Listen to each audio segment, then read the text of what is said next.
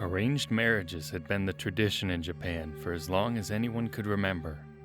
But in the case of the daughter of the emperor, she would refuse to marry every suitor her father would send her.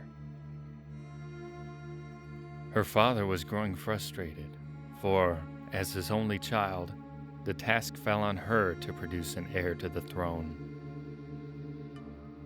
He implored her to marry. She told her father that she would agree to find a husband, but only a man that could pass a test of her choosing. Her father agreed, and the word went out that the emperor was looking for a man to marry his daughter. Suitors came from all across the land trying to win her hand in marriage. For months, suitors would come, spend the day feasting and talking in the palace, but all would run home in terror before the sun rose the next day. When the emperor confronted his daughter, she reminded him of their agreement that she would only marry a man who could pass her test. I have yet to encounter a man worthy of being my husband. The emperor couldn't believe that no man in the country could pass his daughter's test. He was beginning to give up hope when, one morning, a soldier showed up at the palace asking for the emperor. "May I court your daughter?" asked the bold young man. "Come right in," he said, and he happily introduced the young man to his daughter. The maiden moved gracefully around the room, serving the soldier tea and rice. She seemed shy, speaking softly and lowering her eyes. The young man seemed smitten. When the meal was over, she accompanied him to the door and quietly invited him to come back. But not until midnight, She whispered. and not quietly, so you do not awaken my father. The young soldier returned in the pitch darkness of night, and his fingers wrapped quietly on the doorframe. The emperor's daughter opened the door to the palace and hurriedly invited him in.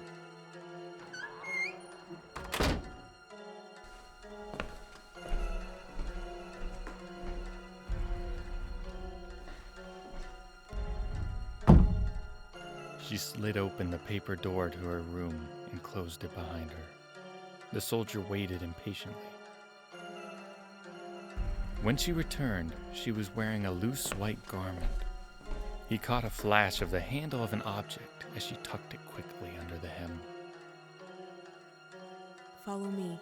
She whispered.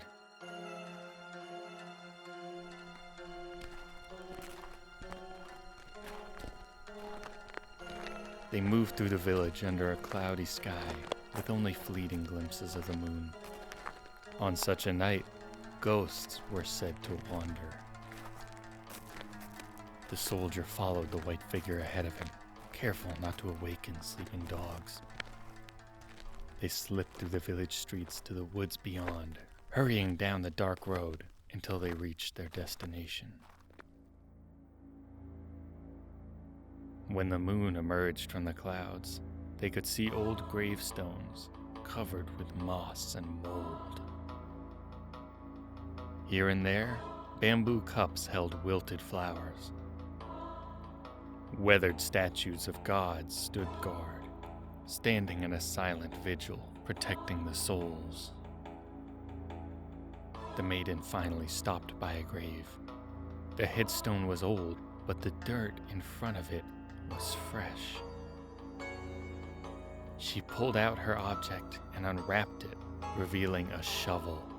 She plunged it into the earth and began to dig, flinging clods of dirt to one side.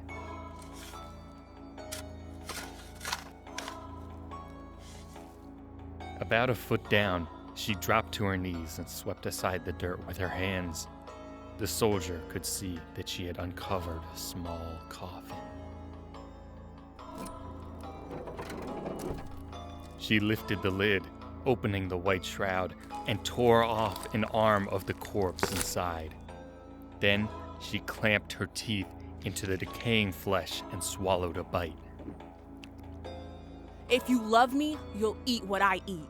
she cried, whipping the other arm off the corpse and tossing it to the soldier. He didn't hesitate. Without thinking, he raised the arm to his mouth and sank in his teeth. It tasted sweet. The body wasn't a body at all. It was only sugar and rice paper. The maiden burst out laughing. You're the only one of my suitors who didn't run away. I wanted to marry your brave husband, and you're him. Only candy? He said. I thought you were giving me much more. He tossed the coffin aside and started digging down to the real grave. This time, it was the maiden who ran away screaming.